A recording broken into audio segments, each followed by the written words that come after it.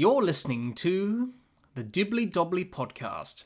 Remember to like, share, comment, subscribe, and click the bell to make sure you get the latest episodes of the podcast. Be sure to like and share our Facebook page and follow us on Twitter and on Instagram. Hi everyone and welcome back to another episode of the Dibbly Dobbly Podcast. On today's episode, we're reviewing the third Ashes test between Australia and England. In just 11 days, Australia have retained the Ashes, cementing their dominance in this Ashes series. There were some standout performances from South Australian pair Alex Carey and Travis Head and co, and showed why Australia are the better team in this Ashes series, and that's why they're leading 3-0 with 2 to play. For England, they showed a bit of dog and mongrel. As Ben Stokes said after the second test in Brisbane, he wanted to see some dog and mongrel in his players. He saw a bit of that, and England did fight a little bit in this test match. And for the first time this Ashes series, England were competitive, but it was short-lived. For Ben Stokes, he equals Nasser Hussain's record for the quickest Ashes series defeat in 11 days, which is not a record you want. So joining me to dissect, discuss, and unpack this third Ashes test is a good friend of the podcast and Australian cricket fan, Jihan. Jihan, welcome. Thank you very much. Looking forward to dissecting this last test match and I suppose going through a mid-series kind of review of this Ashes series. Yes, that's exactly right, Jihan. It is the midway point of this Ashes series, 3 test matches in, and it's already been decided, which is not new for an Ashes series in Australia because it's usually wrapped up before Christmas anyway, isn't it? And we're near to Christmas anyway, so 3-0, Australia lead, and they've retained the Ashes, and there's plenty to talk about and unpack from this third Ashes test at the Adelaide Oval, and it was, in the end, a pretty exciting test match, and it went 5 days, and we saw some very good cricket at times, so it will be very interesting to see what happens for the next 2 test matches. But before we do that, Jihan, let's have a look back at the match summary and just recap what happened in this match in terms of how both teams went about their scoring. Australia batted first, a good toss to win here at the Adelaide Oval. They batted first, made 371 all out. Alex Carey led the way with his third test century, his first at the Adelaide Oval, 106 he scored. And Jofra Archer led the way with the ball for England, taking 5 wickets, his first 5-wicket haul of the series. England, in reply, were all out for 286. Ben Stokes top scored with 83. Scott Boland and Pat Cummins took 3 wickets each and led the way with the ball there for Australia. Australia, in their second innings, all out for 349. Travis Head top scoring with 170, his 4th consecutive test century at the Adelaide Oval, which he joins an exclusive club of players to do that in Test cricket. And Josh Tongue took 4 wickets for England and led the way there with the ball. England needed 435 to win. They made a good fist of it in the end. They were bowled out for 352. Zach Crawley top scored with 85, and Pat Cummins and Nathan Lyon took 3 wickets each and led the way with the ball there for Australia. Australia won by 82 runs, and not a surprise to see Alex Carey named player of the match. He scored a superb 100 in the first innings, and he kept well behind the stumps, as he has throughout the first 3 test matches of this Ashes series. So that's pretty much what happened in terms of this third test match here at the Adelaide Oval. Now, what were some of the key moments and key factors that really decided how this test match ended up the way it was? Well, you've got to say the Head and Alex Carey partnership. 162 for the 5th wicket. Second innings extended that lead from 85 to 434 for Australia, which put them in a very good position in this test match. Australia lost 6 for 38 on day 4, which prevented them from getting a bigger lead than 434. But that was enough in the end to win the test match, obviously. But the Travis Head and Carey partnership there was key. You've got to say Nathan Lyon getting the wickets of Harry Brook, Ben Stokes, Zach Crawley late on day 4 pretty much put the nail in the coffin for England in this test match. Crawley and Brook when they were together, they added 68 for the fourth wicket. And if that partnership was left to fester and develop, who knows? It could have been a lot closer than it was. But with Nathan Lyon getting some turn and purchase on this Adelaide Oval wicket, which was taking some spin, getting those 3 wickets of Brooks, Stokes and Crawley really turned this test match in Australia's favour. And you've got to say Mitchell Starc breaking the partnership of Jamie Smith and Will Jacks. That partnership was 91 for the 7th wicket. And that looked like getting England towards the target on day 5. They were batting well, but Mitchell Starc came in, got the wicket of Jamie Smith, who had a bit of a brain fade, and that pretty much cemented the game in Australia's favour. So those were some of the key moments and key factors that really decided where this test match was going to end up. And in the end, it saw Australia getting the victory and retaining the Ashes. Now, let's talk about Australia's performance in this third Ashes test, Jihan. We've got to say it's been another good performance from Australia, showing why they're 3-0 up in the series. And they've put in a very good performance in this test match. It was tough work in the end, getting those wickets on the last day, but they were able to get the job done, retain the Ashes, and lead 3-0. You know, in terms of the batting side of things, they scored 371 in the first innings. You would think that was a bit of an underpass score. It was definitely a 400-plus pitch, 450, maybe 500. It was a pretty flat pitch at the Adelaide Oval here. But we saw some good contributions. Alex Carey's 100, of course. That was special to see that. Usman Khawaja coming in for Steve Smith, who was ill. He batted well for his 82. Mitchell Starc scoring his second 50 of the series was pretty handy for Australia as well. And Australia did well to recover from 4 for 94 to post that score of 371 in the first innings. Obviously, Alex Carey had some luck in that first innings. Obviously, Snicko, we had some problems with the technology in this test match with Snicko and Alex Carey. Was he out? Was he not out with Snicko there? He was in the 70s at the time, had a bit of luck there, went on to score 100. And you have to say, some poor shot selections from the Australian batters in the first innings that left a few runs out there. And they were able to, not really get in and get set. Some poor shot selections there from the Australian batters in the first innings. But in the second innings, they were able to post 434 and set England 435 to win. They extended their lead of 85 runs in the first innings to score 349 in the second innings. That was thanks to Travis Head's 100, 170, Alex Carey's 72. The partnership that those two put on together was 162 for the 5th wicket between Head and Carey. And that was pretty much important for Australia to build that lead in the 430s. Obviously, Travis Head had a bit of luck. He was dropped by Harry Brook on 99, and he went on to score 100, which proved to be costly for England. And Australia lost 6 for 38 on the morning of day 4. So that prevented them getting a lead much bigger than 434. They could have got 500, 550. They could have even got 600. The pitch was playing so well. So they left a few more runs out there. They would have been nervous when England were chasing these runs down and thinking maybe we shouldn't have lost those 6 wickets for 38. But in the end, 430 odd was enough. So that was the batting side of things. The bowling side of things, they did pretty well. They toiled hard in the 40-degree heat on day 2. To bowl England out for 286 was a brilliant effort. It was a brilliant display of bowling. They were disciplined. They were relentless. Like we saw in Brisbane, they did the same in Adelaide in the first innings here. And then obviously defending 435, they did very well on a very flat pitch. It didn't break up as much as people would have thought, this Adelaide Oval surface.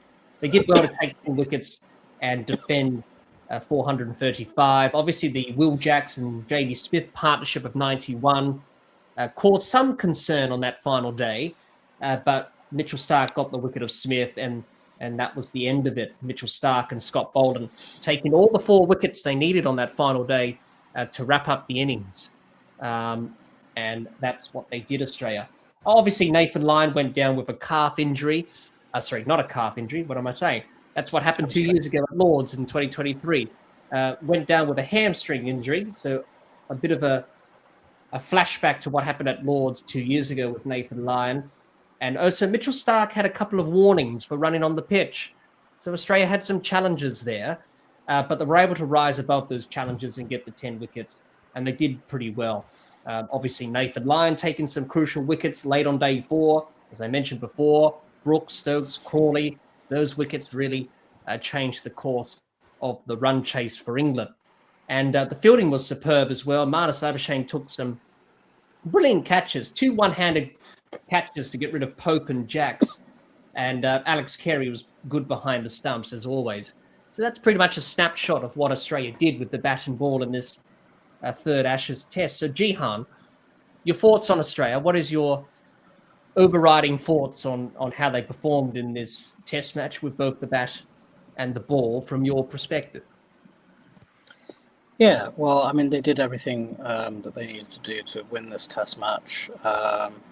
They got just about enough runs on the board in the first innings, and I think pretty much the game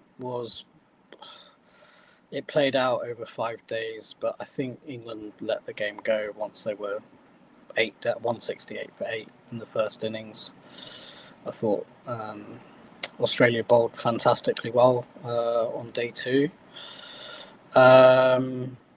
Yeah, so look, if I'm going to be ultra critical of Australia, I think they didn't do everything they could do to completely bury England in this match. With them being 168 for 8, they were 200. England were 200 behind at that point. Put on another 112, and then that just allowed England to sort of in the fourth innings get as close as they did. They were always pretty far behind. They were always chasing the game, but I guess it just gave them a little bit of hope at various points in this match.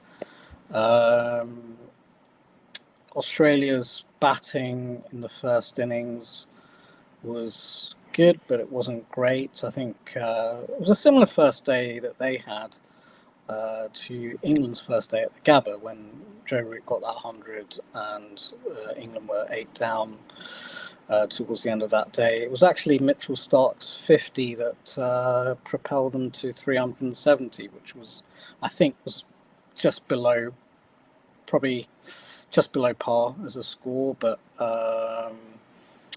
if they got bowled out early on that day, then I think that would have given England more of a chance in the match. But getting to 370, that almost puts a little bit of extra pressure on England to make sure that they try and bat well and get a decent score in the first innings, but they just weren't able to do that. I mean, once you're 168 for 8 on how flat a wicket that was, and that day was really hot as well, it was 40 degrees. I think the game was pretty much gone by then. You've got 2 wickets in hand, you're 200 behind. You're always going to be chasing the game from that point onwards. Yes. I thought Mitchell Starc was fantastic. I was watching him bowl, and I could not believe he was still bowling 147 Ks in the afternoon on a 40-degree day. And bear in mind, he'd scored 50 earlier on in the morning as well. So I don't know if that's just conditioning, fitness, but he was able to keep going. I think overall, as a bowling side, they did get a bit tired towards the end of that day, and that's understandable. I think Archer was 35 not out at the end of the day. Stokes sort of blocked himself to 50, shut up shop. Some people were saying that it was because he was struggling with the heat and cramps and things, that he wasn't able to play as an attacking game as he can do.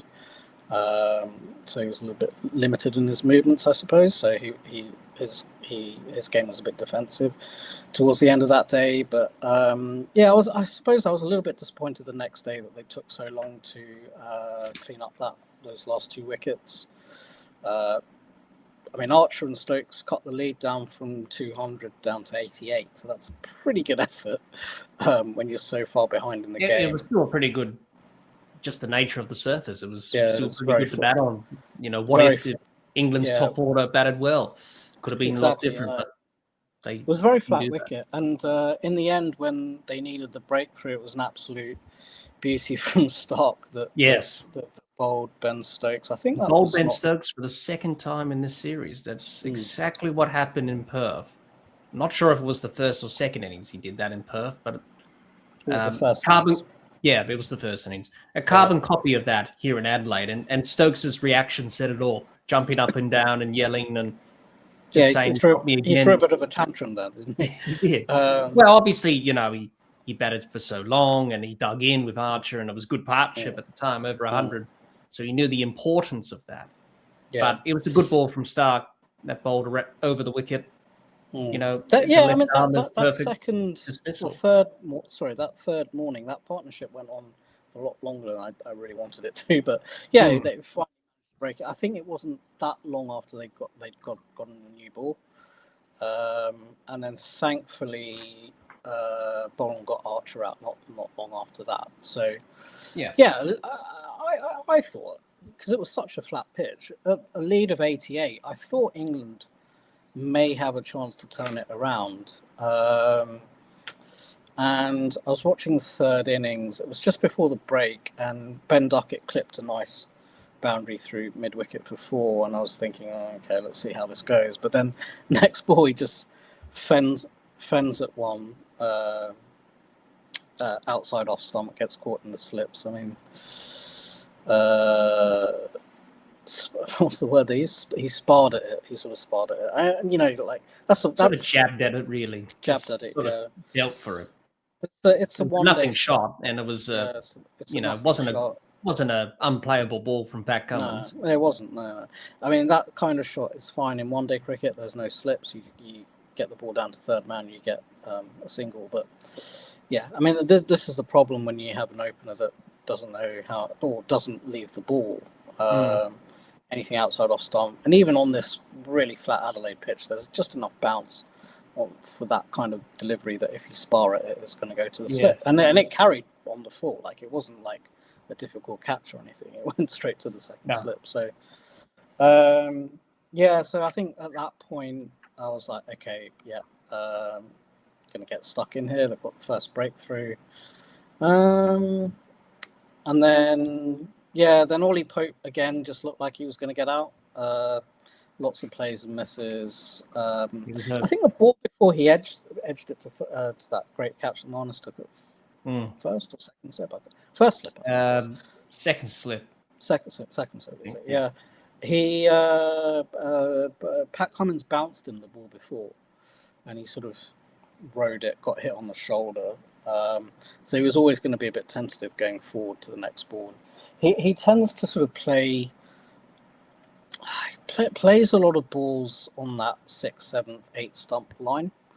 Balls that he should be, obviously we'll talk about this when we talk about England, Jihan, but balls that you should be leaving, really. Yeah. He's also batting across his stumps as well. I think he's batting towards off stump as well, which can mess up your alignment with your, where you are in relation to the stumps. So that's why he's sparring at those balls. But it was only a matter of time, and Pat Cummins set him up nicely. And it was a good catch from Marnus in the end to get him out. Yeah. So I thought he was going to get out, and then he obviously got Root out. He got Root out in both innings. I think there was one. There was one that bounced just short of the wicketkeeper off Root. That may have been in the first innings, but I think at that time I thought, okay, he's got away with one here. It's just bounced short, but then not long afterwards he edged another one behind. Again, that in that first innings, Cummins shorted him up with a bouncer. He did hit it for 4, to be fair, but like 2 balls later, he's not as keen to get onto the front foot. Exactly the same in the second innings. Zach Crawley batted well for 85, and I think Harry Brook was looking okay. Both him and Root were playing those reverse sweeps to Lathan Lyon and getting on top of him, actually. He was going for 5-6 runs and over. But then obviously Root got out to Cummins, and Brook kept going with those reverse sweeps, and the one that he got out to, it was good bowling from line because the ball dipped. He bowled it slightly more on off stump as opposed to outside off stump. I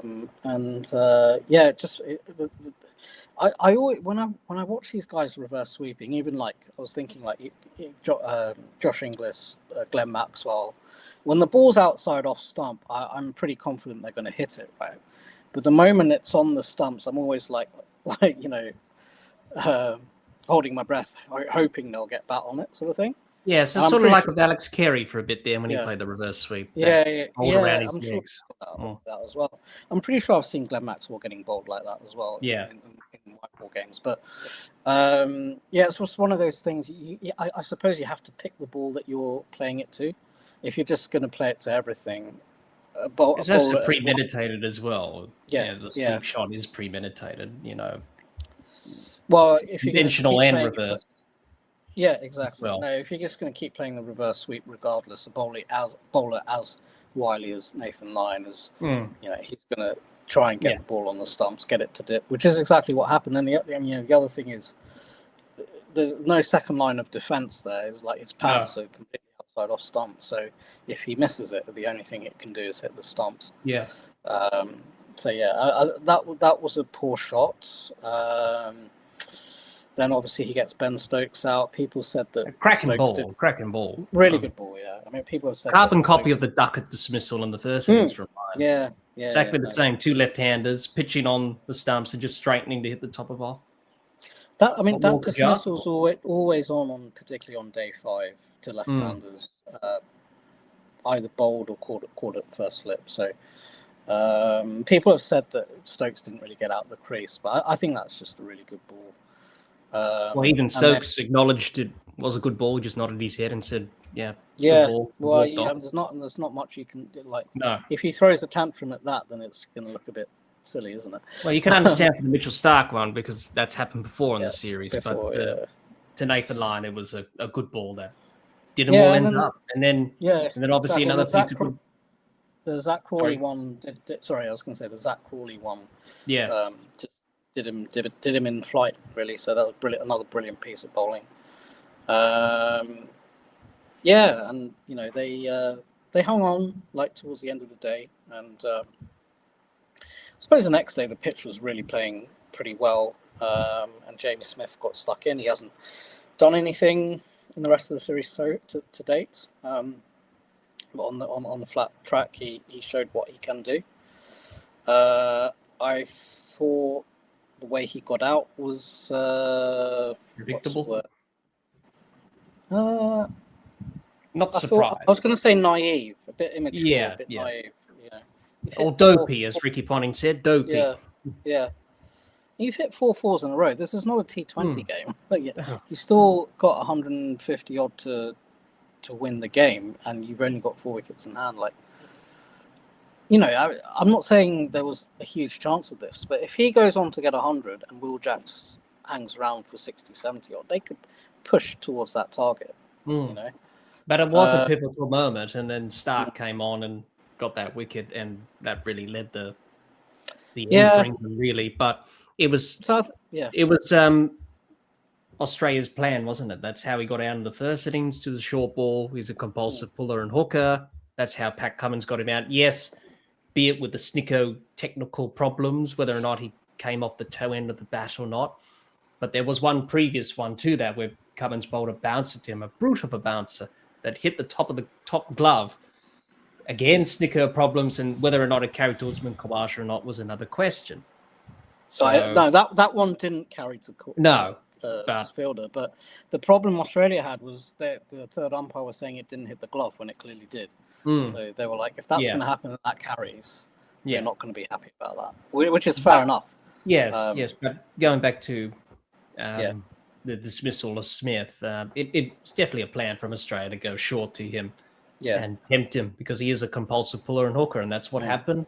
And in the second innings, and Cummins went back and took the catch at mid-on, and that was that. And it was a bit of a naive sort of thing. It just... Well, it wasn't really a poor shot, was it? I mean, it just went for a slog over mid-on. No. And it wasn't really committed. It wasn't full-blooded, really. It was just sort of just go for the shot. I just don't understand what is the need for that. This No. is not a T20 game. No, you know what I mean? Like, right. I know you've hit 4 4s in a row, but the 4 4s he hit were along the ground, and they were good, decent cricket shots. I mean, this was essentially this was taking a risk as if it was a T20 game, and it didn't come off. And at the time, it's just you look back and you think it's a silly way to get out, especially when you're on top of the bowling at that point. And also Nathan Lyon went down as well, so Australia had to bowl Travis Head. Yeah. And this is the problem with England, which we'll talk about when we talk about England in this review. But recognizing the match situation, if he just got a single or rotated the strike or something, Jamie Smith, it could have been a lot different, that partnership with him and Jacks. But that opened the door, and Mitchell Starc, you can see it in his reaction when he got the wicket. That was the one that really, put a line through the game. And all the hope that England had was evaporated pretty much after that. Yeah. That sort of brainless cricket, brainless batting is the sort of thing that West Indies have done in the last. Yes. Because they just don't know how to bat time. But I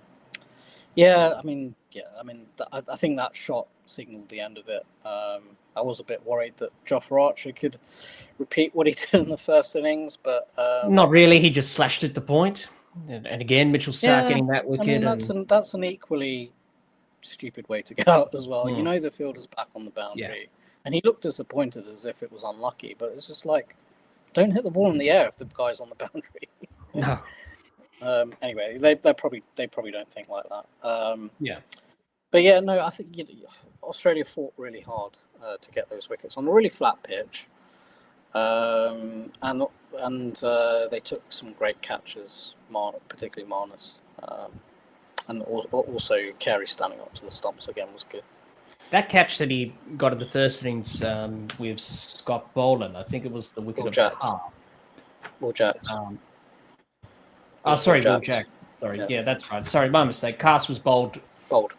After that with Scott Boland. Yeah, Will Jacks, that dismissal. That was a pretty good piece of keeping. Again, inside edge on the pad. Carey stuck out his gloves and took it. And that was a pretty good catch. And as you mentioned, Marnus's fielding as well. Those 2 one-handed grabs are unreal. In such key moments as well. The Ollie Pope one, yes, that was inevitable, wasn't it, with Pope? So that's not really a surprise. But the Will Jacks one, where, if he stuck around a bit with Bryden Cass, they put on a 50 partnership, those two, and Australia knew that we had to break that quickly. That was a key moment, and for that catch to go into the hands of Marnus, or the one hand, and it could have been Carey's catch anyway. Carey could have caught that easily, but Marnus just reacted and took the catch, which you do at second slip or first slip. You just go if it's in your area, and he did, and he backed himself to take it, and he did. So, and that's been the big difference in the series between the two teams, is being the fielding, the catching, and those key moments. It's a massive difference. Like, it's easy to say this in hindsight, but because obviously, different things could have happened if these catches were taken. But Head gets caught on 99. I think Carey in the first innings gets caught on 60 or 70, I think, when he went for that slash off Jofra Archer and got dropped at cover. Some of these catches get Khawaja, on 5 in the first inning. Yes, Harry Brook dropping him at. I mean that's a regulation catch. You should not be dropping the regulation ones. If those catches get taken, it could have been a completely different story. But it's just, and I don't this is the thing. I don't understand how you drop, like, the difficult ones. The half chance is short, but I don't understand how you drop the regulation ones. To me, that feels like they're not concentrating. Yeah, a bit of that. I think a bit of concentration, maybe not fully switched on. Yeah, and that's what happened in Brisbane with England too, with the pink ball, because that's very hard to pick up with the crowd. Yeah, maybe that's the case with the red ball as well. You got the crowd behind the ball. not being concentrated enough, and probably not practicing enough either in training. Yeah, that's probably true. You got to catch balls. And you see the Australian team in this series, Jihan, what do they do every morning? They're doing their slip catching practice. They're doing catching on the boundary. They're doing their fielding drills. And you see England, they're playing football. And that's been picked out in this series. It's a big difference. Preparing and, doing the basics right. And Australia have done that in this series. And that's why they're 3-0 up. They've done that with the ball, and they've done that with the bat, and in the field. I think the other thing that doesn't get talked about because the English guys or media will say, the fans, we dropped all these catches, we would have won if we took them. But Australia creating a lot more chances. So even if they do drop them, there's going to be more more chances coming to them. Whereas for England, they do create chances, but it's less frequent. So the ones that come, they need to take, and that's been an issue for them. Yes, no, that's exactly right. It's a big difference in the game, the fielding, and Australia did that well, and that's why they were able to hold on to their chances and take 20 wickets, unlike England in that Test match. Well, the only catch I can think of that was dropped was towards the end when Callum Green dropped one at Gully. Yeah, that's understandable. He was up closer to the wicket because the pitch was dying. Can you think of any other catches Australia have dropped? Well, that one in this Test match, I think Carey dropped one up close to the stumps. I think it came off his arm. Khawaja dropped Jamie Smith in that collapse in Perth. Yes. Smith dropped one-handed. It would have been an amazing catch off Brute in Brisbane. Yes. Early on and he went on to get 100. They haven't dropped many. No, if so, it's only been a handful. Yeah. But they've caught everything else, And the ones they've dropped have been difficult, apart from the Khawaja one. And even the ones. Even the Khawaja one, that sort of dipped on him a little bit. It wasn't straightforward. Yes, no, that's right. And he had the back problems, didn't he, as well? So he couldn't bend down low enough to catch that in Perth. Yeah. But they've been superb in the field. Probably the best fielding performance I've seen from Australia for a very long time in Test cricket. But we know that from Australia. They're a good fielding side nonetheless. And they've just done the basics well enough, and that's why they're 3-0 up. Compare that to England, they haven't done the basics well enough. But obviously, Jihan, Travis Head, Alex Carey, your thoughts on them? Great to see them perform well. And obviously, I'm a bit biased because I'm a South Australian at heart. And it's good to see a couple of South Australians do what they did in this Test match. But your thoughts on Travis Head and Alex Carey's performances? You must be pleased from an Australian fan perspective to see them scoring runs and doing the job. Yeah, I think Travis Head, he's now scored 200s in 3 Test matches opening the batting. So I think leave him up there. I was a little bit, I felt that he could have been handier in the first innings, batting at 5 when Australia lost the counter attack. So I thought we were going to be missing out on what he can do at number 5 against the old ball. But if he scored 200s in 3 matches, including that match-winning 100 at Perth, and this is a match-winning 100 as well, isn't it? 170 in the second innings. Fantastic innings.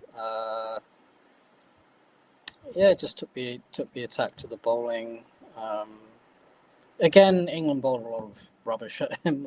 After they got the couple of initial breakthroughs. It was that partnership between him and Khawaja in the second innings, and then afterwards with Carey that really took the game away from England. And it's interesting. I mean, they got a couple of breakthroughs in it early on, and got Weatherald to. You should have reviewed it. Cricketing IQ. If a bowler's bowling right arm over the wicket to a left-hander, they got to pitch it on the line of the stumps or swing it back in, and that. So Jake should have reviewed that. Shocking decision not to review, and then first of all, it was a poor decision from the umpire. Yes. And obviously, second, not to review it for Jake. But I suppose people said, Travis Head could have helped out there, but he's on a different angle. He's at the non-striker's end, and it's a bit difficult to judge from there. But even he should have talked Jake into it. A bit of a brain fade from Jake, but he'll learn from that experience and remember to review next time. Yeah, and then I also thought that Marnus Labuschagne was digging himself a hole again, which he's been doing for the last couple of years, and which ultimately... Well, he didn't do much with the bat in this test match. Obviously, 19 and 13 in both innings, but obviously his fielding was superb, as we've already talked about. The second innings was worse than the first innings, but I mean, as I said, digging himself a hole, which he's been doing for the last 2 years, which I was hoping that he had managed to come out of, and he's shown signs at times, obviously with that 50 at Perth and then 60 odd in Brisbane. But so at that point when those 2 wickets fell, that partnership between Head and Khawaja just took the game away from. Yes, it was 86 for that third wicket.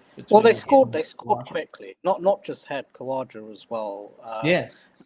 Khawaja got out. Carey continued that on. So, So to score 170 in the second innings as well, to set up a run chase. I don't think he's done that before, has he? It's mostly been in the first. Mostly in the first innings. Yeah.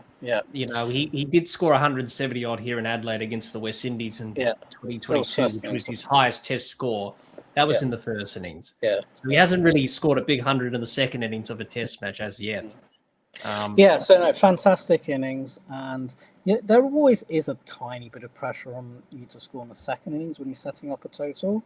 Yes, it can go either way. The third innings of second innings of a test match, but the third innings batting third on a pitch that is wearing a bit. But this pitch here in Adelaide was still pretty good to bat on. And England just didn't execute their plans with the ball as usual, as has been the case in this series. And they let him get off to a bit of a start, which they did by bowling short and wide. He was able to score runs at backward point and point freely. Yeah, once again, and also I suppose they were helped by the fact that Ben Stokes didn't bowl for a long time, and even Josh Archer didn't bowl that much in the second innings. And also the pressure of, conceding the first innings lead and being defensive as well. They didn't have slips. They had everyone back defending runs. Yeah. So that was a factor as well. Yeah, so it was fantastic, and to 170 in the second innings to set up a fourth innings chase. That's always going to be a special innings, and that partnership between him and Khawaja took the game away from England, and then the same with his partnership with Carey in that innings. So that was fantastic. Carey, brilliant in both innings. I think he has. If I'm honest, I think Carey has been batting with a little bit of luck in this series.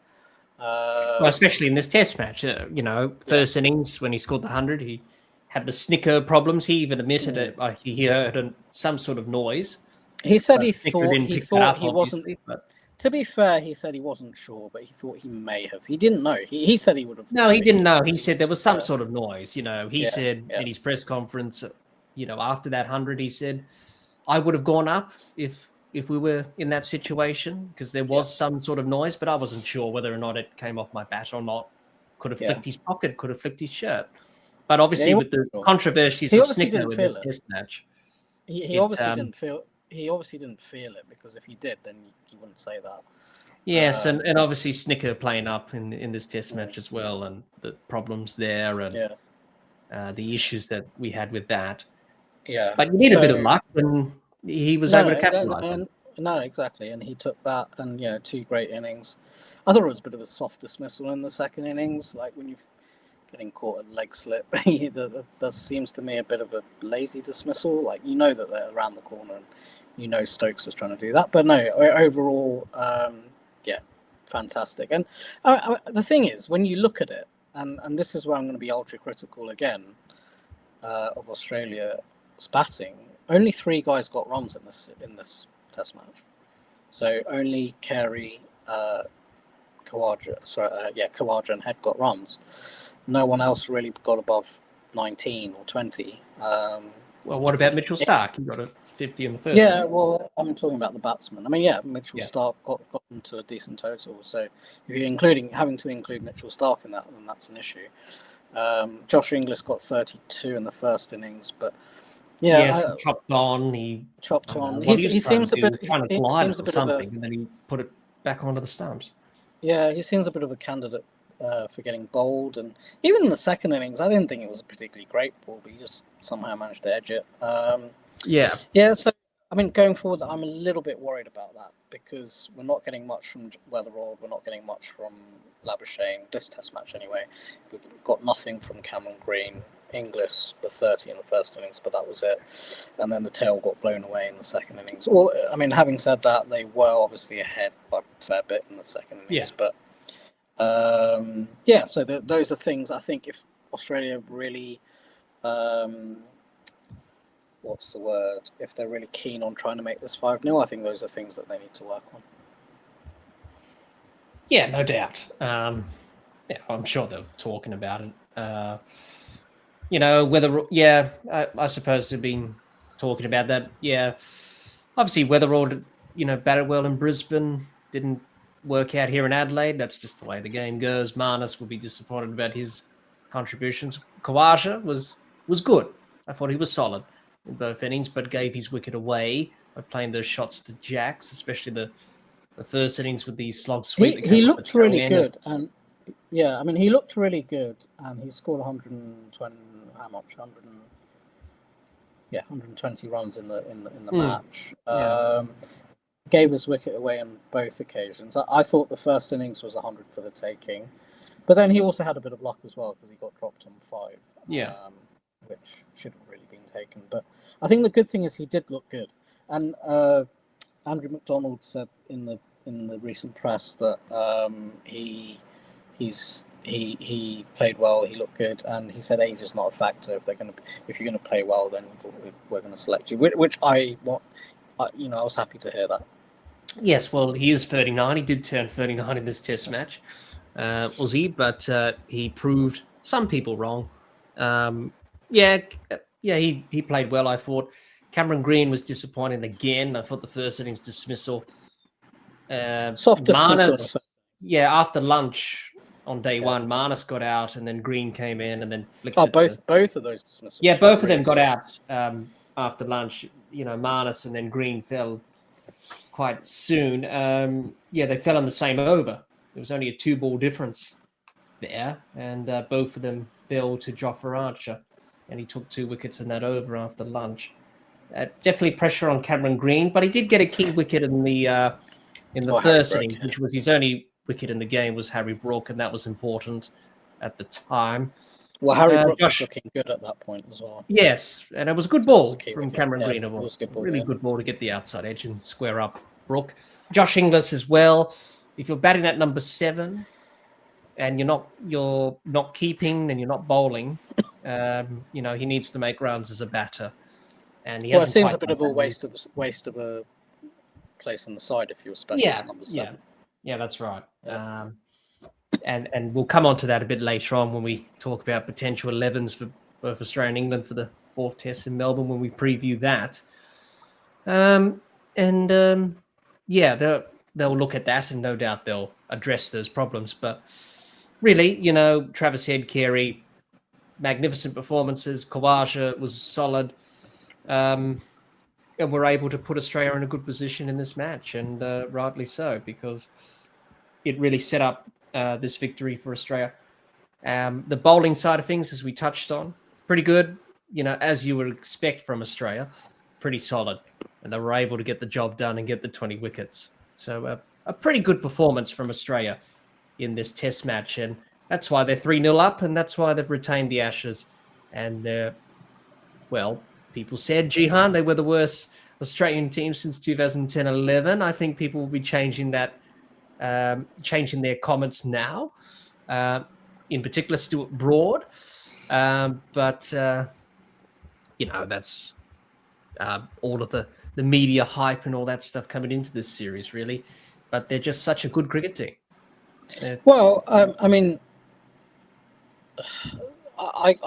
I can't understand that comment at all, because when he says that, does he mean in terms of teams playing the Ashes since 2011, or does he mean all Australian teams since then?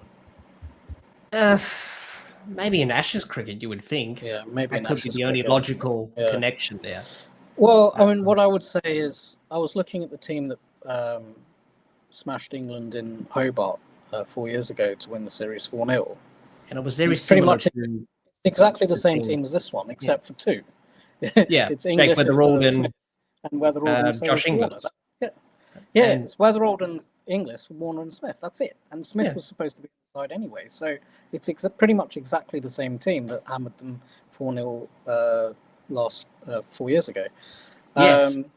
And so the only difference being they're 4 years older. But then when you look at what they've done since the 2023 Ashes in the last 2 years, I was looking at the record. They've won 17, lost 3, and drawn 1. And the 3 that they lost, there was that very close 8-run loss against the West Indies. Yeah. The WTC final where they got screwed over by the weather there, by the cloud conditions. Against South Africa. Yep. Against South Africa, and then that Test match against India in Perth, where I didn't think they were prepared. So those are the only 3 they've won. They've won everything else. So I just and not against, they're not thrashing New Zealand, Zimbabwe, the weaker sides. They're winning against everyone else. So yeah, it's when you hear comments like that, it's sort of like, well, when you look into it, what you're saying is complete rubbish. Yes. No, that's true. It is exactly the same squad and group of players in the last Ashes series in Australia 4 years ago. Yeah. Just only 2 differences. Obviously, Weatherald and Inglis, and David Warner and Steve Smith. Obviously, Warner's retired and Smith didn't play because he was ill. So, and also England's record in the last few years as well is not the flashes either. In terms of the Bazball regime, I can't remember the numbers off the top of my head, but they're not good reading. Certainly, probably not as good as Australia's record in the last couple of years. When I think of Australia's low points or worst teams, since 2011, as he's suggesting this team is, I think of 2016-17 when we lost against South Africa at home, got bowled out for 80, and that was a bit of a crisis. Then going to South Africa, sandpaper series, won the first Test match by 100 runs or something, but got absolutely hammered in the rest of the series. And obviously the sandpaper thing was a huge part of that. I think the final Test match they lose by like an innings and 400. It was something ridiculous. One of the biggest. It was something like that. It was biggest. It wasn't a great result. Let's put it that way. It was pretty. Biggest margins of defeat for Australia in Test cricket, and then obviously probably the 18 and the home series against India. The first one they lost when they were missing Smith and Warner. That wasn't great. And then probably the homework gate series in India in 2013. I mean, if he said those teams were some of the worst in the last 15 years, I would agree with that, but not this one. No, not in Ashes cricket. No. Exactly. Yeah, no, that's right. So it's another Ashes series win, Jihan. It's the 4th consecutive Ashes series since 2013-14 at home that Australia have won. So I think that puts the worst team since 2010-11 to bed, don't you think? If you won 4 on the trot and England haven't won a game, that's pretty telling. So, I think many people will be changing their statements or retracting them. So it'll be interesting to see what Stuart Broad says when he comes back to commentate on Channel 7 for this Boxing Day test and address those comments that he made prior to the series. But anyway, what we do know, Jihan, is that Australia are 3-0 up. They've retained the Ashes, and it was a pretty good team performance again, as we've seen throughout the first 2 Test matches of this series, and not a surprise in this 3rd Test match. So that's Australia. Let's talk about England, Jihan. And you've got to agree, they showed a bit of dog and mongrel, as Ben Stokes said after the Brisbane Test. He said, I wanted to see some dog and mongrel. We saw bits of that, but not for long, really. Only a few showed a bit of dog and mongrel. Ben Stokes himself, Jofra Archer with the bat and with the ball. You could say Zach Crawley, maybe Will Jackson, JB Smith on the last day. And that was about it, really. Everyone else just crumbled again, which is not a surprise. Their batting, they were bowled out for 286 in the first innings and conceded an 85-run deficit. The batting failed again, some poor shots, being 8 for 168. They only really recovered because of the Stokes and Archer partnership. They put on 100 for that 9th wicket. If that partnership didn't go ahead, it could have been a lot worse. They could have been conceding a 200-run lead. I think it was 158 at that stage, which is not good. But they were able to recover in some way. And then obviously chasing 435 to win. People said they had a bit of hope when Sat Crawley was batting the way he was batting. There was some good partnerships with Crawley and Root and obviously Brook. And, they were going well. But once they got out, it really put the pressure on England. And obviously the 3 big wickets, Harry Brook, Stokes and Crawley on day 4, when Nathan Lyon got those 3 wickets, that pretty much cemented the game in Australia's favour, and that changed the course of this match. But, Will Jackson, Jamie Smith batted well in their partnership. They gave some hope to England fans, but when Jamie Smith played that shot to Mitchell Starc, hit it straight up in the air, and Pat Cummins took the catch, and that was it. And all the hope was evaporated very quickly. So that was the batting side of things. The bowling side of things, they bowled a bit better. In the second innings they did, but the first innings they didn't bowl well. Jofra Archer got 5 wickets. They were able to bowl Australia out for 370-odd, which was not a bad result on a very good pitch. The second innings bowling, 85-run deficit. They needed to take wickets. They didn't do that. Obviously, Head and Carey took the game away with that partnership there.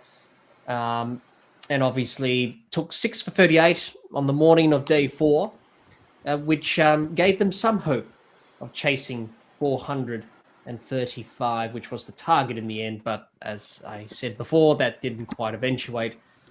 They bowled a bit better, but they still had their problems. They bowled too short, too wide. They weren't accurate enough.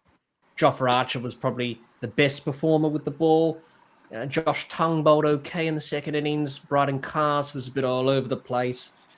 Will Jacks was poor, obviously being the spinner and doing a role in this test match, but he couldn't control and be accurate. He couldn't hold up an end because he's a part-time spinner. That's why he conceded 100 runs in both innings, so 200 runs for the match. Tells a story. Ben Stokes, he only took a wicket. He didn't bowl much in the second innings because he was so tired from the first innings because he was batting for so long in the heat. And obviously Joe Root bowled a few overs but wasn't really threatening. So their bowling, as it has been throughout the whole series, has been a bit of an up and down sort of thing. And also the drop catches, as we've mentioned before, Jihan, they dropped a few catches, obviously. They took some very good catches. Sat Crawley took a brilliant one-handed grab in the first innings to get rid of Travis Head, but besides from that, they dropped a few catches, obviously, in this game, which has been a problem in the series. So Jihan, we saw a different approach from England. Obviously, Bazball is dead and buried as we know it. So they did a different approach, but even doing a different approach, they still struggled. And they showed some fight, they showed some mongrel, some dog, as Ben Stokes said, but it wasn't enough. In the end, Australia were just too good and just the stronger team in the end, and that's why they're 3-0 up. So what are your thoughts on England in this match, Jihan?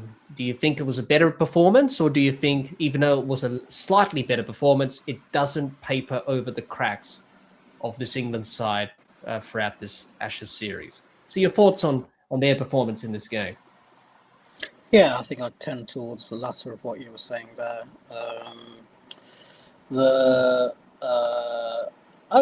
If we look at the batting was a lot better this match. But having said that, that was after they were 168 for 8 in the first innings. So when it mattered, they weren't. They gave it away. But I think, to be fair to them in that first innings, most of the dismissals they were got out as opposed to playing terrible shots or baseball or doing something stupid. So they were all pretty much got out. I mean, Zach Crawley caught behind, very good ball. Ben Duckett, who actually looked good in the first innings up until he got bowled. Probably the poor shot was from Ollie Pope, just flicking the ball. Oh yes, wicket. yeah.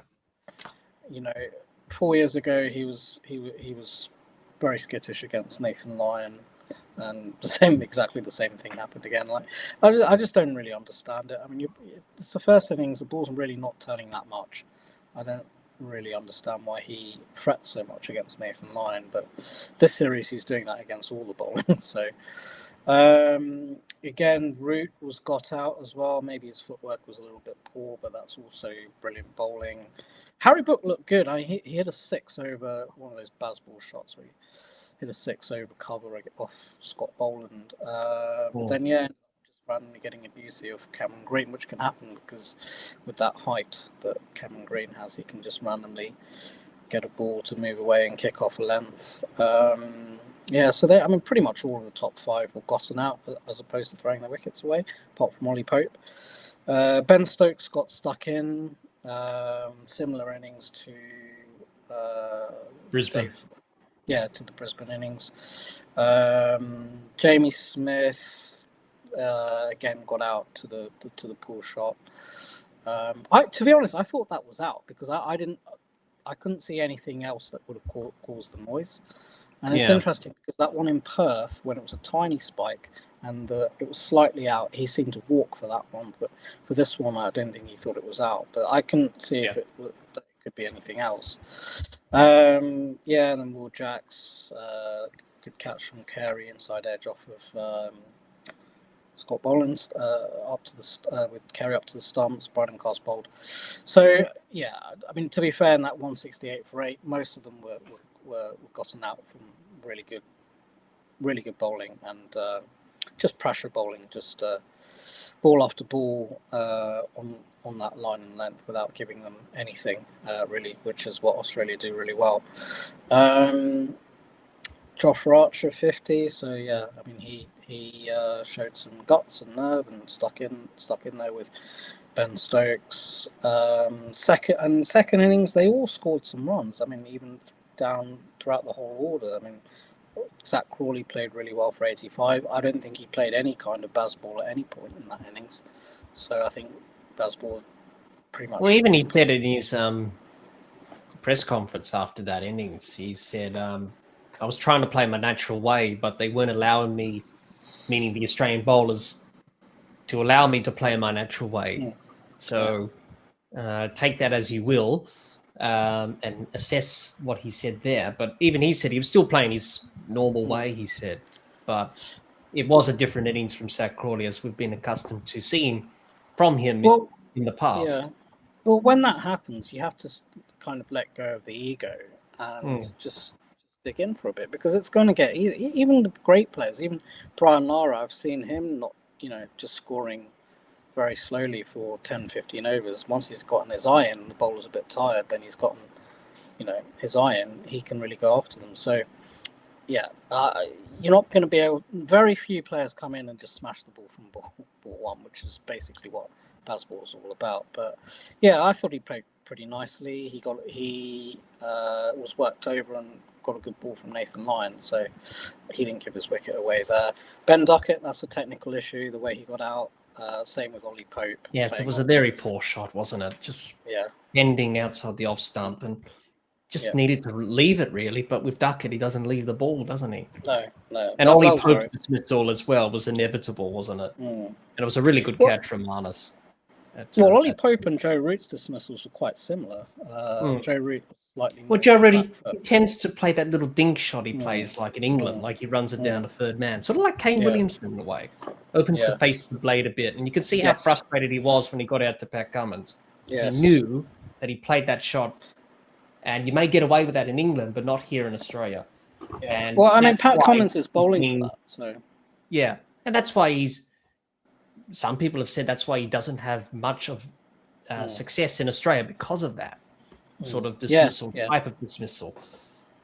We didn't see that in Brisbane, obviously, because he scored 100 and broke the monkey off his got the monkey off his back, scoring 100 in Australia. But it's sort of ingrained in his mind to play that shot all the time, and you can see how frustrated he was when he got out to Cummins twice in this Test match by doing that. And it was good bowling from Pat, and he's got him out 13 times in Test cricket. And the four bowlers that have gotten Joe Root out the most are Bumrah, Cummins, Stark, and Hazelwood. So is it any wonder why he hasn't scored? He only just scored 100 in Australia. I mean, that's been the bowling attack for the last 8, 9, 10 years almost. Pretty much. And I'm pretty sure some people are saying that. I think Mark Atherton said, "I hope he overtakes my record of getting out to Glenn McGrath." I think it was 19 times he got out to Glenn McGrath. So Joe Root's nearly there. Well, I suppose for Joe, he doesn't have to worry about Pat Cummins because he's not playing in the next 2 tests. I'm pretty sure he's gone out to Nathan Lyon a few times as well. So yes, he has. That would explain that. Look, Harry Brook, I thought that was a poor shot in the context of the game. Just taking one too many liberties. But yeah, I mean, if you look through the order, Ben Stokes got a good ball. Maybe he could have got slightly more forward, but it was a good ball. Jamie Smith had a brain fade. Jamie Smith brain fade, but played pretty well until then. Will Jacks nicking off. Even Bryden Cost got 39, so quite a few of them got in. I mean, it was a flat pitch. Obviously, Australian bowlers were tiring towards the end of that match. Josh Archer hit a long hop straight to deep point. That's a poor dismissal. So, I mean, overall they were better with the bat. They were helped by a flat pitch and probably Australian bowlers being a bit fatigued towards the end of that day too, when it was 40 degrees, and then the morning of the following day. In terms of bowling, still very poor. I mean, they started off the match really poorly. I mean, I think Australia were 35 for no wicket, and they just kept bowling, particularly Bryden Cost, short and wide. Have you not learnt from what happened in Brisbane? They got off to a flyer, and then Josh Archer bounces out. Weatherall sort of kind of a little bit against the run player. He was bowling well, but Cost was leaking runs. And then in the following over, I think that was a bit of a lucky wicket. Head getting caught at cover off Cast. I don't think he was planning for that. That was just one of those things that happened. Bit of a poor shot from Head. He didn't really, one hand off the bat and not really sort of wait into the shot. That's why that was why the ball was in the air. And then they got gifted a couple of wickets after lunch. But you're doing pretty well at that point. 94 for 4. I think it was. But then after that, and then obviously Harry Brook drops Khawaja. And then after that, they just started bowling rubbish again. And exactly the same thing happened in the second innings as well. In that partnership with Khawaja and Head. It's just like you get a couple of wickets and you keep the pressure on, then you start leaking runs by bowling complete rubbish. That's been the problem. And then obviously in the second innings, Archer and Stokes didn't bowl much either. So they were pretty much cooked from their partnership in the first innings in that heat, and obviously feeling a bit sore and tired from that batting performance. I thought Stokes got a bit too much criticism about that and not coming out to bowl. He's obviously not used to playing in that kind of heat, coming from Durham, or even New Zealand from his early days, of course, because it doesn't get hot there.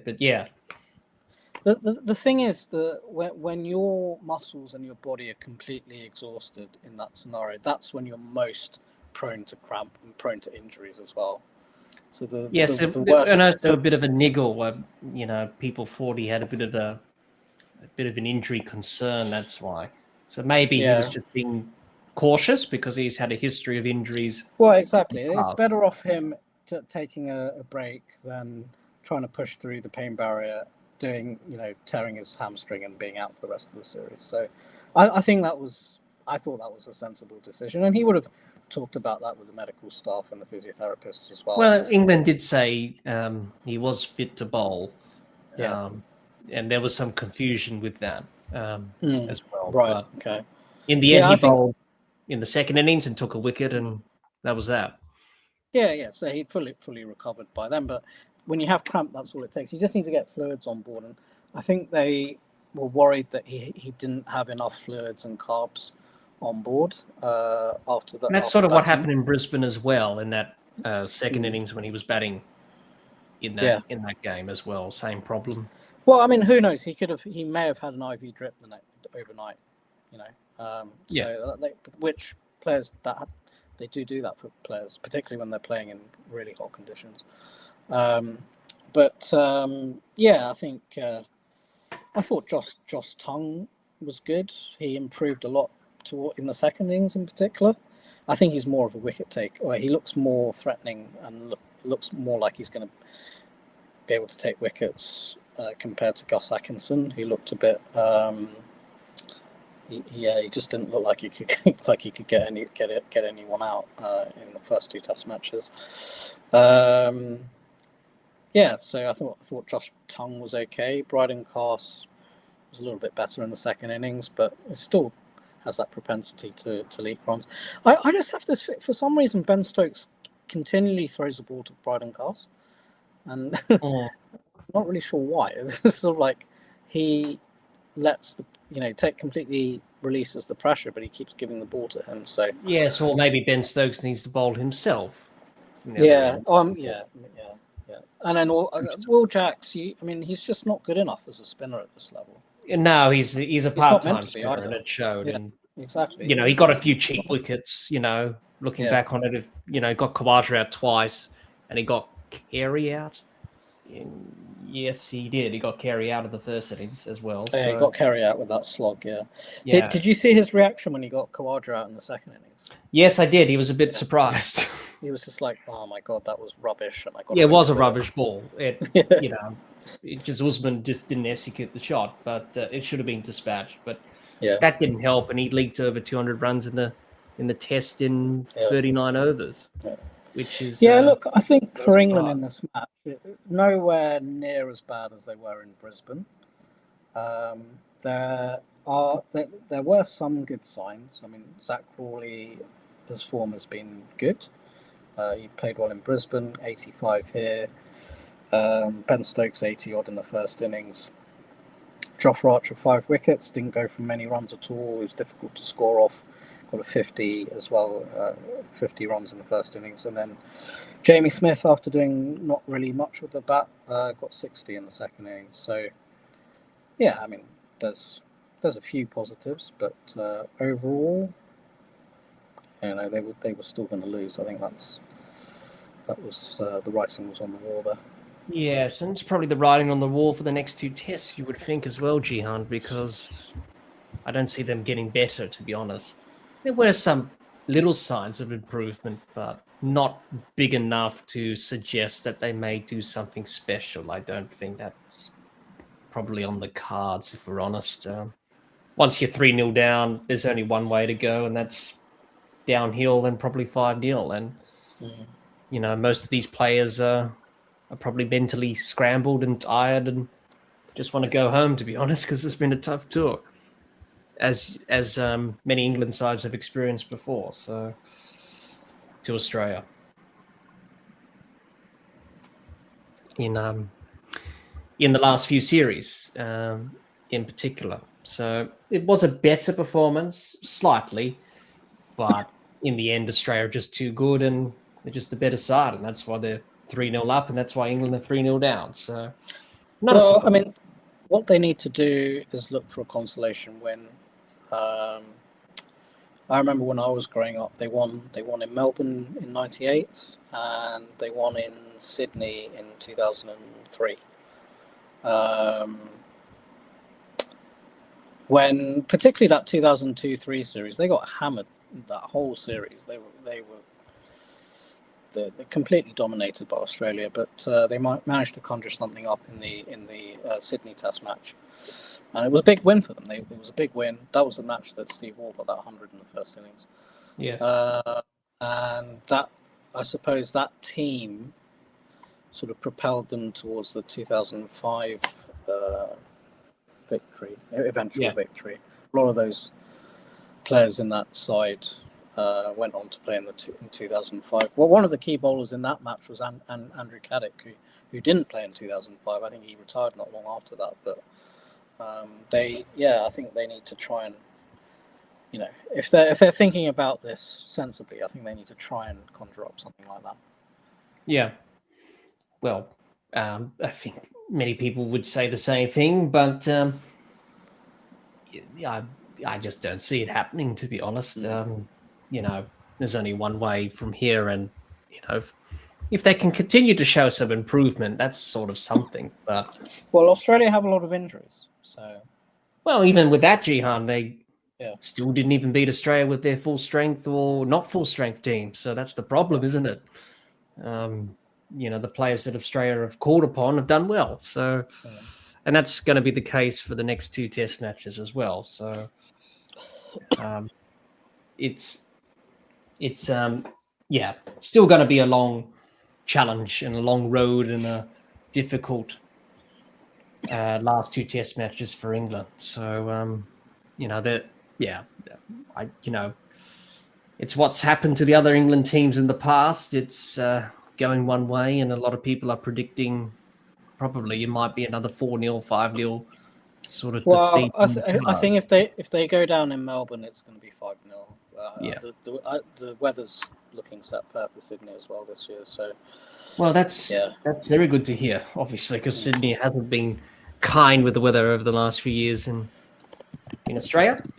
But England's performance slightly improved, but in the end, not good enough, as Australia were able to claim victory in this third Ashes Test at the Adelaide Oval. Now let's. Sorry, the other thing I'd just add is it's also slightly easier to have a good performance when the pressure's not quite as on. Knowing that you. Yeah, that's right, but they'll still be under pressure because of what's happened in this series thus far. So they'll still be feeling that pressure, no doubt. England, as we talk about the fourth Ashes Test and preview that at the MCG Boxing Day, of course, and talk about both teams and what they would do in terms of selections and how this game's going to go down.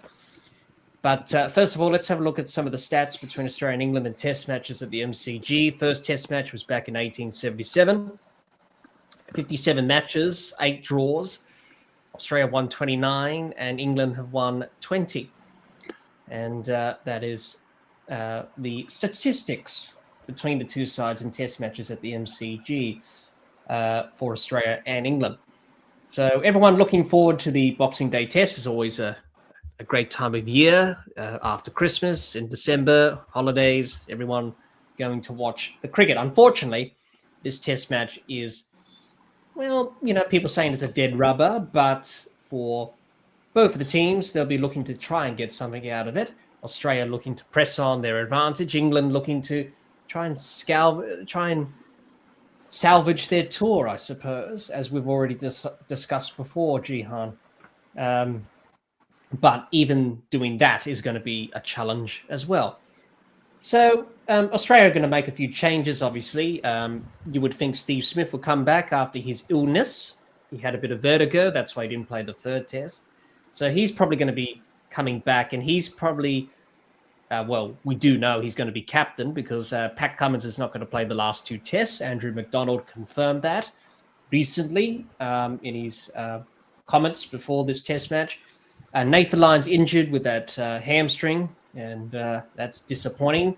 So Todd Murphy will definitely replace him because he's named in the squad, so he will replace Nathan Lyon, which is not a bad selection there. And obviously Jai Richardson's been called into the squad, potentially to play his first test match since the 2021-22 Ashes 4 years ago, where I think he played the Adelaide Test and got 5 wickets in that day-night test. So he's back in the squad. Good to see him. He's coming back from an injury as well. The question is, who is going to be left out of the team? There's been talk about Usman Khawaja, Cameron Green's under pressure, Josh Inglis under pressure. Khawaja probably cemented his spot with this performance in Adelaide with the the 80-odd and the 40-odd. Michael Nessa, Brendan Doggett could come back potentially to play in this test. So there are plenty of questions for Australia to ask themselves. So Jihan, where do you see Australia landing in terms of selections? Who do you think is going to get the go-ahead and who's going to get the axe? But I suppose it's a good thing to have. Obviously, Australia 3-0 up, and it's good to have selection problems and issues, I suppose. But what do you think they're going to do in terms of the team and the 11 that they're going to roll out for this fourth Ashes test at the MCG? What do you think they're going to do, or what do I want them to do? What do you think they're going to do in terms of, Yeah. you know, who's going to be selected and who's going to, you know, miss out? Yeah. So Smith will slot back into 4. They'll continue with Head and Weatherald opening and batting. Weatherald hasn't really done a huge amount. He scored that 72 in, was it the Gabba? But obviously, you don't want to change him right now, and the series is sort of pointless. And yeah, I think they should. You know, you've selected him for the series, so yeah, I think they should just give him to the end of the series. And let's say he gets 4 failures here, then they'll have to look elsewhere. But I think as a partnership, they've managed to put pressure on the England bowlers. So, I mean, at times it's not been difficult because they've bowled short and wide all the time. But yeah, I think I'd continue with those 2 at the top of the order. I was a little bit unsure about Head at the top of the order because, you know, I thought he was wasted and better off down the order against the old ball. But now he's scored 200s in 3 Test matches opening and played pivotal roles in the outcome of the Test matches and going on to make sure Australia win them. So I'd continue with those 2 opening. Smith slots back into 4 for me. Then I'd have I wouldn't drop Khawaja there. For some reason there's this obsession with dropping Khawaja because of his age, but he was one of only 3 top order batsmen to score ones in that last match. So he drops down to 5 for me. I think Cameron Green does deserve another chance because he batted okay in Brisbane before he threw his wicket away. Yeah. He actually looked all right in Perth in the first innings as well.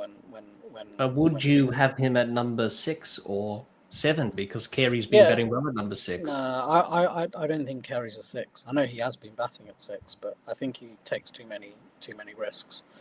I'd much rather him coming in at 7 as that counter-attacking wicket-keeper batsman than keep him up at number 6. When let's talk about moving Cameron Green to either number 7. Maybe that could be something that Cameron could. Green's, I think Green's wasted at 7 though. So I would have Green at 6, Carey 7.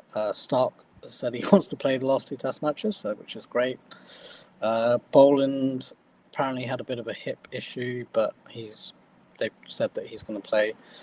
And then if Jai Richardson's fit, he plays for me because I think he's got a lot more. He's more of a threatening bowler than Nasser and Doggett for me, and he's quicker. So I would have him in for the spinner. Yeah, I was sort of tending towards Corey Roccacioli, but I think Todd Murphy, with the MCG being his home ground, and they picked him in the squad ahead of Corey Roccacioli, so I think he'll play. When I first saw him bowl, I thought he bowled really well in India in that series in 2023, but he kind of got taken apart a little bit in the Ashes series, particularly by Ben Stokes. So they'll definitely Ben Stokes in that innings in Headingley, I think, where he got 80 odd. So they'll definitely try to go after him. So I think he plays. Some people have said maybe play Bo Webster instead, lengthens the batting lineup, and he can bowl spin and medium, as well as medium pace. But I'm not sure how good his off spin is. I haven't really seen him bowl off spin. Well, he did in Sri Lanka early this year, and he got a few wickets by doing that. Yes. Okay. Early this year in Sri Lanka when Australia were there. So I think I prefer that. They can do that as an option, but I don't think they will. I I prefer the specialist spinner, I think. Yeah. So I'd play Todd Murphy. Todd Murphy can bat as well, so he definitely strengthens the batting there. He's a better batsman than Nathan Lyon. So start Murphy, Boland, and I don't think Gaz would like that, Jihan. I think Gaz pretty much rates his batting. But anyway. Well, I mean, he was hooking Mark Wood out of the stands at the Oval quite a number of times. If you remember, so he can bat. And then I'd play. I'm saying I'd only play Richardson if he's 100% fit. Otherwise, otherwise that's only the only question mark because he's coming back. He has played a Big Bash game for the Scorchers recently this season. He looks good. If he comes back, I think it's good. It obviously fond memories from playing against England in the last 2 or 4 years ago. As I mentioned, he got that 5 for in Adelaide in that day-night test. He's got that airspeed and pace. It'd be a good opportunity if he comes back into the squad. It will be good to see what he can do 4 years on from playing Test cricket. So, and he may only play one Test match as well. He may be able to back up for Sydney, but if he's not fit, then I would play Doggett ahead of Neesa. I just think Doggett's a little bit more suited to the MCG wicket. I was watching a few of the Big Bash games. The ball is going to carry through, and they've left some grass on the wicket as well, so that there will be definitely something in it for the fast bowlers. A lot more so than there was in Adelaide. Yeah, definitely. So we'll have to wait and see what Australia do there, but obviously that's the luxury of being 3-0 up, Jihan. So. You can do whatever you want, I suppose. But the series already wrapped up. Now then, we go across to have a talk about England. And they're going to make some changes. Well, they don't have many changes to make, to be honest, because they don't have many options, really. But they will have to make some changes. Being 3-0 down, you would think. There's been talk about Pope being dispatched for Bethel.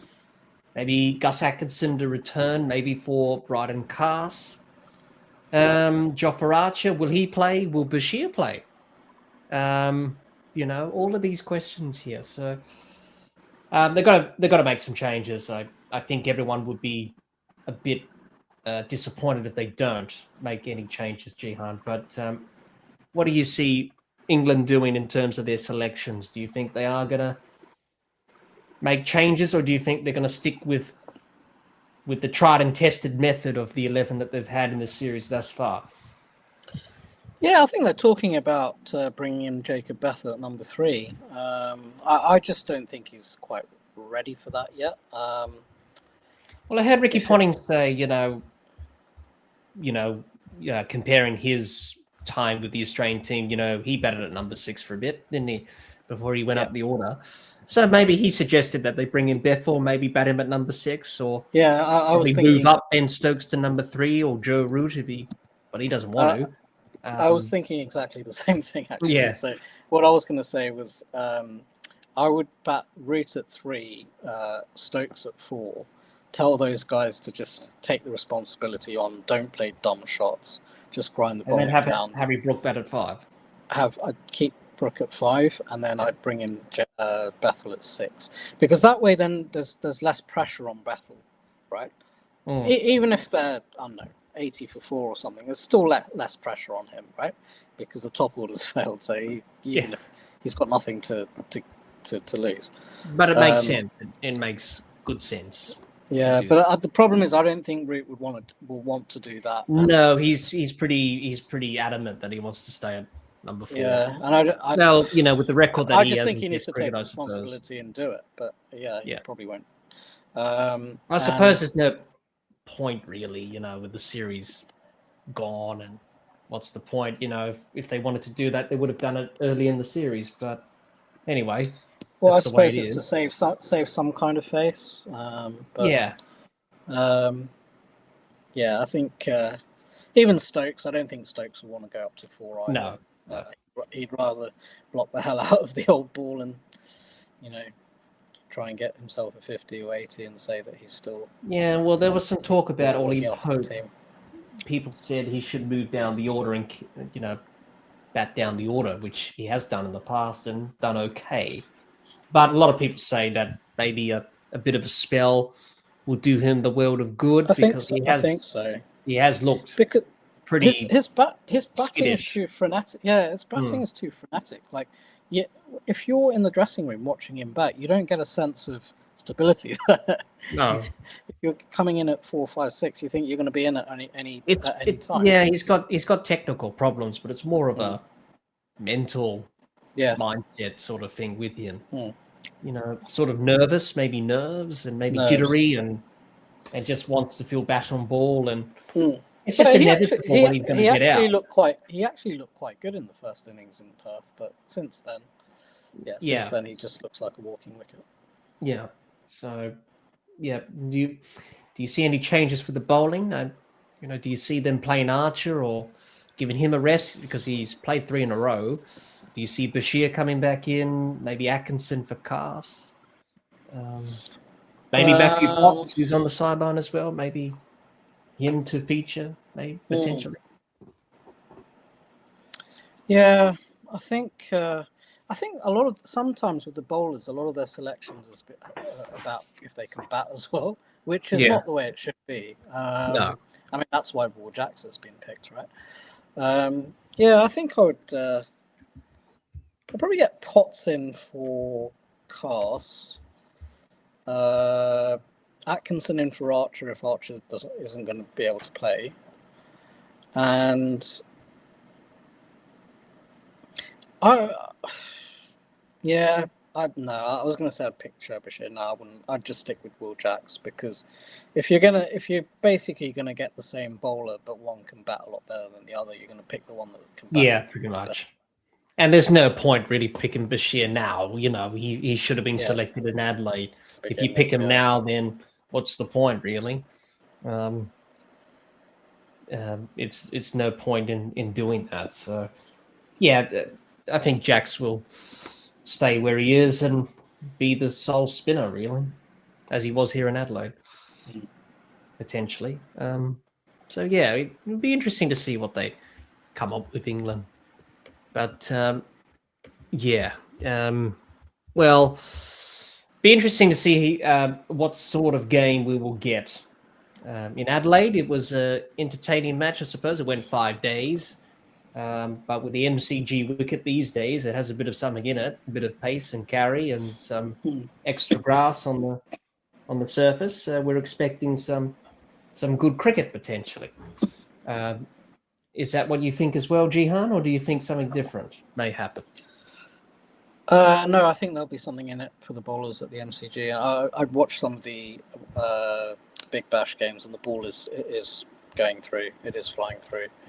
And it was a pretty quick wicket they played India again in that T20 when Josh Hazlewood kind of roughed up the Indian batsman a little bit with the short pitch bowling. Yeah, it will be definitely interesting to see what happens here on Boxing Day. But Jihan, who do you think's gonna win? I think it's a pretty straightforward answer, judging how this series has gone.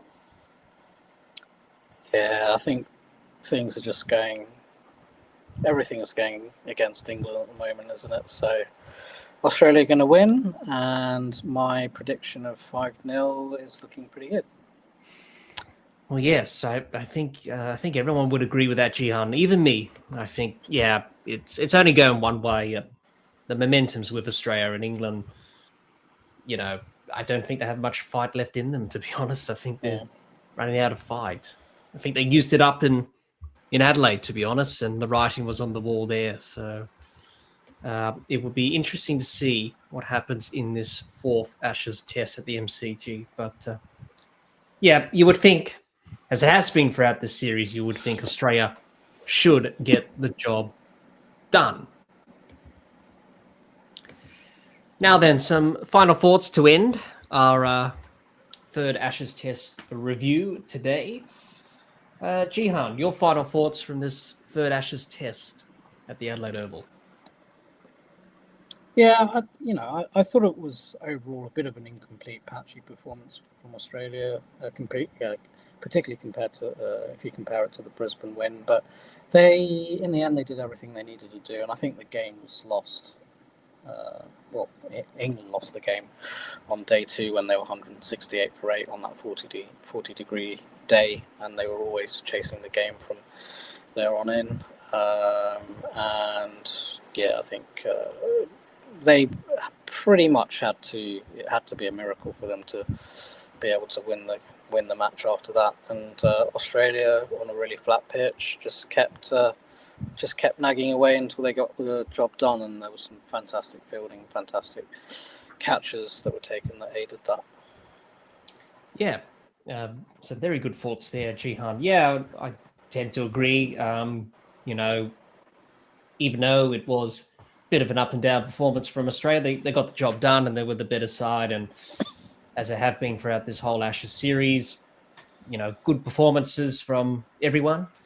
They all chipped in some way. Head and Carey were outstanding with their hundreds and that partnership in the second innings. Nathan Lyon bowled well up until he got injured. And Kawasha did well, coming in for Steve Smith at late notice, proving a point.